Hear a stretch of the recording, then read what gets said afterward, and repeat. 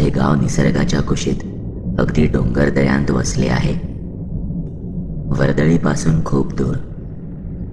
गावातली घरं ही अगदी जुन्या पद्धतीची, जेमतेम 300 घरं आहेत. शेणाने सारवलेली आणि कौलारू घरं. गावात लाईट आणि मोबाईल नेटवर्कचा मात्र नेहमी त्रास असतो. बहुतेक वेळी रात्री लाईट नसतेच, त्यामुळे गाव रात्रीच्या अंधारात कुठेतरी गुडूप होऊन जाते. मला आजही तो दिवस आठवतोय. भावाचे लग्न ठरले होते, त्यामुळे त्याच्या लग्नाच्या पत्रिका द्यायला गावी गेलो होतो. मी, माझा भाऊ आणि माझे आई वडील आम्ही सगळेच गावी आलो. आमच्या गावात आणि आजूबाजूच्या इतर गावात नातेवाईकांना आणि ओळखीच्या लोकांना आमंत्रण द्यायचे होते. आम्ही दोघांनी काम वाटून घेतले होते. माझा भाऊ बाईक घेऊन गावात पत्रिका वाटायला निघून गेला. जवळच्या 4 गावात नातेवाईकांना पत्रिका वाटण्याचे काम माझे होते. लग्न घर म्हटले की इतर कामं आलीच, त्यामुळे मी सकाळी घरातली सगळी कामे आटोपून साधारण 11ला बाहेर पडलो. 3 गावात पत्रिका वाटून झाल्या आणि मी जवळच्या एका 4थ्या गावात जायला निघालो, जे माझ्या आत्याचे गाव होते. आत्याला भेटलो आणि आसपासच्या काही ओळखीच्या पाहुण्यांनाही आमंत्रण देऊन आलो. संध्याकाळ झाली होती आणि बघता बघता अंधार पडायला सुरुवात झाली. आत्याचा निरोप घेऊन निघणार तसे आत्या म्हणाली की आता जाऊ नकोस, आजच्या दिवस इथेच राहा आणि हवे तर उद्या पहाटे जा. पण तिला म्हणालो की घरात खूप कामं बाकी आहेत, म्हणून मी निघतो आता. आत्याचे गाव माझ्या गावाच्या डोंगराच्या पायथ्याला असल्याने एवढा काही लांबचा रस्ता नव्हता. मला फक्त डोंगर चढून जायचे होते. मी एका पायवाटेने चालत निघालो. खेडेगाव म्हटले की रात्री लाईट असून नसल्यासारखी. दिवसभर फोन आणि व्हॉट्सॲप वापरले असल्यामुळे मोबाईलची बॅटरीही उतरली होती. मी चालत साधारण 15 मिनिटात तिचे गाव सोडून पुढे आलो. तिथे एक जुना वाडा रस्त्यात लागतो. तो वाडा पार केला की माझ्या गावाच्या डोंगराची सुरुवात होते. बराच वेळ काही वाटले नाही, पण तो वाडा जसजसा जवळ येऊ लागला तसे त्याबद्दल गावातल्या लोकांचे किस्से आठवू लागले. शक्यतो त्या वाड्याजवळून अंधार पडल्यावर कोणी जात नाही. रात्रीच काय, पण दिवसाही लोक तिथून जाणं टाळतात. पण माझ्याजवळ दुसरा काही पर्याय नव्हता, कारण मला जमेल तितक्या लवकर घरी जायचे होते. एक अनामिक भीती दाटून आली होती. मी चालण्याचा वेग वाढवला आणि तिथून थोडे पुढे आलो. मी डोंगर चढायला सुरुवात केली. जवळपास 10 मिनिटं झाली असतील, पण मला सतत कसली तरी चाहूल जाणवत होती, जसे माझ्या मागून कोणीतरी चालत येत आहे. आणि ती चाहूल एकदा नाही तर बऱ्याच वेळा जाणवली. सुरुवातीला दुर्लक्ष करण्याचा प्रयत्न केला, पण ती अनोळखी चाहूल आता माझ्या मागून अगदी जवळ जाणवू लागली. तितक्यात एक भरडा किळसवाणा आवाज कानावर पडला. काय रे, कुठे चाललास? तो आवाज ऐकून माझ्या सर्व अंगावर शहारे आले. मी काही क्षणासाठी जागी स्तब्ध झालो. भीतीने काळीच धडधडू लागली.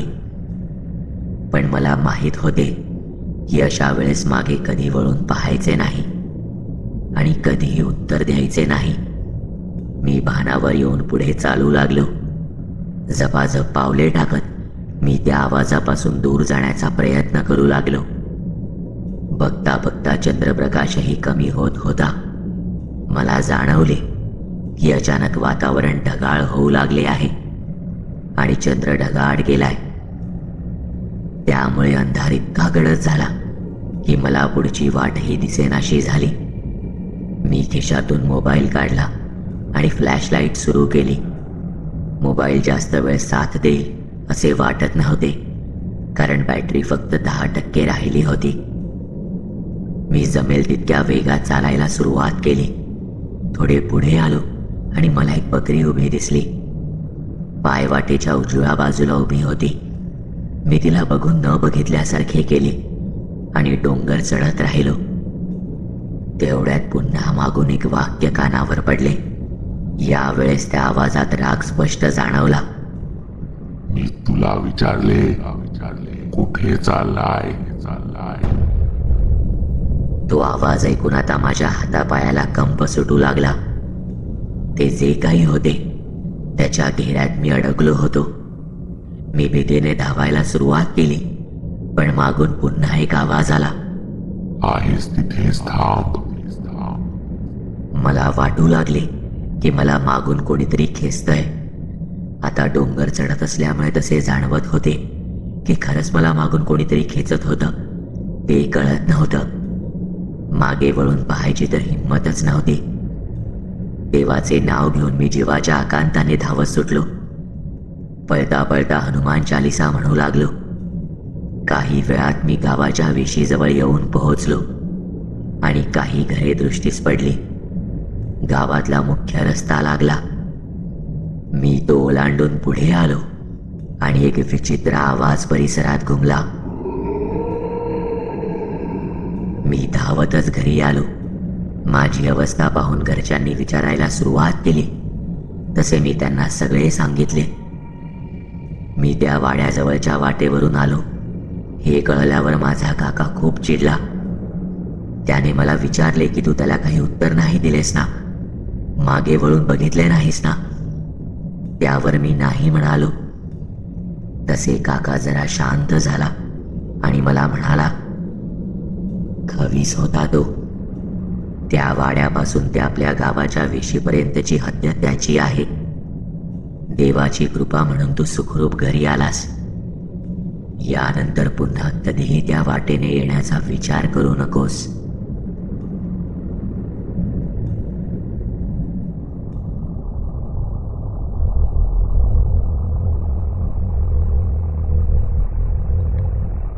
अनुभव क्रमांक 2.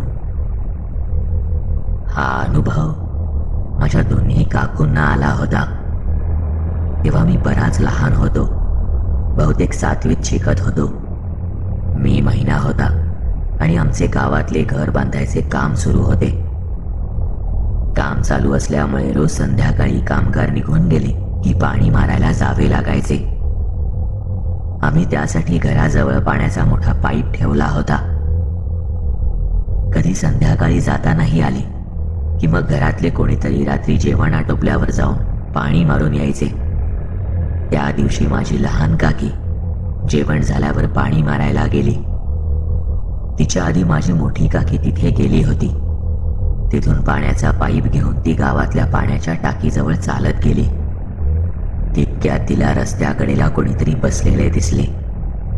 अंधार असला तरी चंद्रप्रकाशात तिला नीट दिसत होते. तिने जवळ जाऊन पाहिले तर तिथे एक बाई गुडघे पोटाशी घेऊन बसली होती. दिसायला माझ्या मोठ्या काकूसारखी वाटली, म्हणून माझ्या काकीने तिला विचारले, जाऊबाई, हो अशा इथे का बसला आहात तुम्ही? पाणी मारायला आला होतात ना? पण समोरून कसलाच प्रतिसाद आला नाही. माझी काकी तिला हात लावून उठवायला गेली तर ती बाई अचानक ताडकन उठून उभी राहिली. ती माझी मोठी काकी नव्हती तर दुसरीच कोणीतरी बाई होती. तिने लाल रंगाची साडी नेसली होती. कपाळावर मोठे कुंकू होते. बघता बघता तिची उंची वाढू लागली.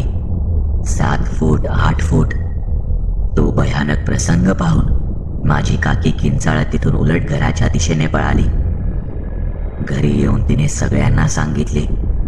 तसे माझे वडील आणि काका तिथे नक्की काय आहे हे पाहायला गेले.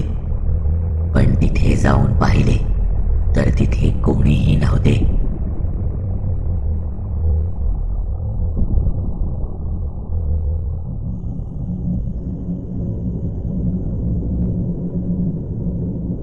अनुभव क्रमांक 3. हा अनुभव मी 10वीला असताना मला आला होता. फेब्रुवारी महिन्यात जत्रेसाठी आम्ही सगळे गावी गेलो होतो.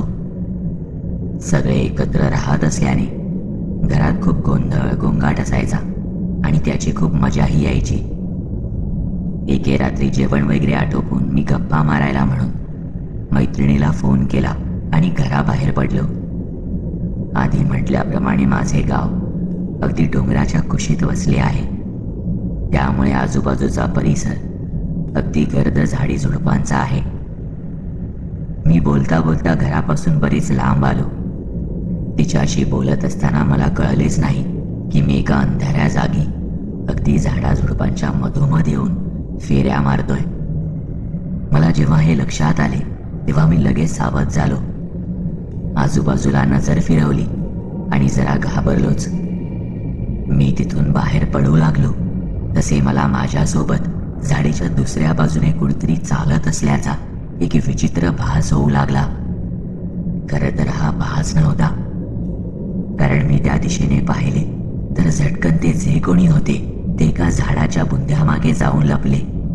मला वाटले की माझा भाऊ असेल, जो मुद्दामून माझ्या मागे येऊन मला घाबरवायला आलाय. मी मुद्दामून लक्ष दिले नाही आणि चालत राहिलो. पण तितक्यात मला एका मुलीचा माझ्याकडे बघून हसण्याचा आवाज आला. मी पुन्हा त्या दिशेने पाहिले तर एक मुलगी मला झाडामागून डोकावून पाहत होती. मी तिला जरा रागातच म्हटलं, कोण आहेस तू? इथे अंधारात काय करते इतक्या रात्री? घरी जा आपल्या.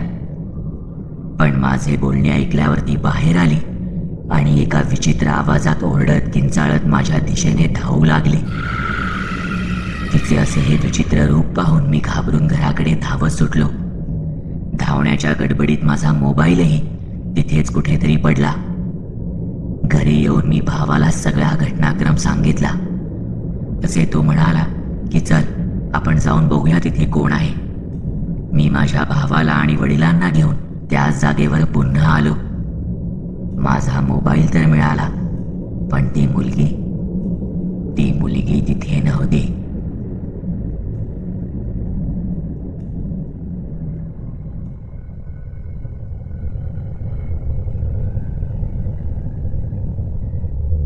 अनुभव क्रमांक 4.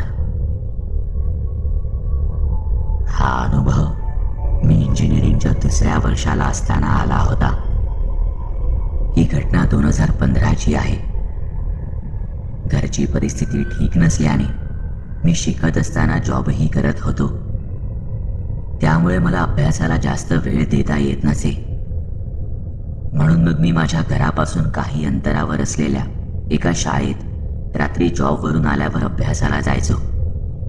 ती शाळा तोपर्यंत बंद होऊन जायची, पण त्या शाळेच्या मागे एक मैदान होते. मी तिथे जाऊनच अभ्यासाला बसायचो. आणि मी एकटा नसायचो, तर माझ्यासोबत बरीच इतर मुलीही तिथे असायची. कधी कधी सोबतीला माझा चुलत भाऊ यायचा आणि माझ्याहून मोठा असल्याने त्याची अभ्यासात मदत व्हायची मला. त्या एका रात्री तो आला नाही, म्हणून मी त्याच्या ग्रुपला विचारले तर ते म्हणाले की तो आत्ताच काही वेळापूर्वी घरी गेलाय. त्याला त्याचा प्रोजेक्ट करायचा होता. माझ्यासोबत माझे 2 मित्र होते. त्यांच्यासोबत मी अभ्यासाला बसलो. शनिवारची रात्र असल्यामुळे मी पूर्ण रात्र अभ्यास करणार होतो, कारण दुसऱ्या दिवशी ऑफिसला सुट्टी होती. अभ्यास करता करता पहाटेचे 3 कधी वाजले कळलेच नाही. बऱ्याच वेळाने पुस्तकातून डोके बाहेर काढले आणि आजूबाजूला नजर फिरवली तर माझे मित्र मला दिसले नाहीत. मी मोबाईल घेऊन एकाला मेसेज केला, कुठे आहेस विचारायला. तर त्याचा रिप्लाय आला की आम्ही तुला आवाज देऊन निघालो, पण तुझे लक्ष नव्हते. आम्ही 2:30लाच घरी आलोय. ते तिथे जवळच्या बिल्डिंगमध्ये राहायचे. मला कळले नाही की यांनी जाताना मला आवाज कधी दिला. पण मी जास्त लक्ष न देता पुन्हा माझा अभ्यास करायला सुरुवात केली. पण लिंक तुटल्याने माझे आता लक्ष लागत नव्हते. त्यात इतक्या वेळ सलग बसून पाठही भरून आली होती. मी उठलो आणि आजूबाजूला नजर फिरवली तर त्या मैदानात मी एकटाच होतो. घोटभर पाणी पिऊन मी पुस्तक बॅगेत भरली आणि घराच्या दिशेने निघालो. कानात हेडफोन घातले आणि मस्त गाणी ऐकत चालू लागलो.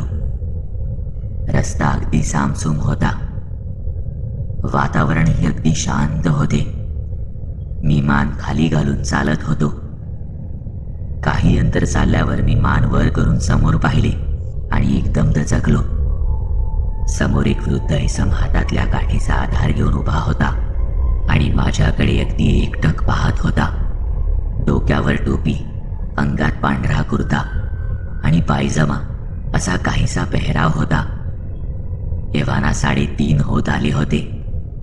मी त्यांच्या जवळ जाऊन विचारले, आजोबा, एवढ्या रात्री इथे काय करताय? मी तुम्हाला पाहून जरा दचकलोच. तुम्हाला सोडू का कुठे? त्यावर तो इसम जे म्हणाला ते ऐकून मनात एक वेगळीच भीती निर्माण झाली. तो म्हणाला, माझ्यासाठी काय दिवस आणि काय रात्र, मी इथे असाच फिरत राहणार. मला त्यांच्या बोलण्याचा अर्थ नीट समजला नाही. मी त्यांना काही विचारणार तोच तो इसम पुन्हा म्हणाला, मला तंबाखू दे. मी जरा गोंधळलो आणि म्हणालो, अहो आजोबा, मला कसले व्यसन नाहीये, त्यामुळे तंबाखू नाहीये माझ्याकडे. मी इतके बोलून पुढे चालत निघून गेलो. सहज म्हणून मागे वळून पाहिले तर तो इसम तिथेच उभा राहून मला एकटक पाहत होता. मी घरी येऊन झोपून गेलो. सकाळी उठल्यावर आईला सांगितले तर ती म्हणाली की असे रात्री बाहेर जाऊ नकोस. पण त्या रात्री मी पुन्हा तिथे मैदानात अभ्यासाला गेलो. घरून निघाल्यावर मित्राला फोन केला, पण तो फोन उचलत नव्हता.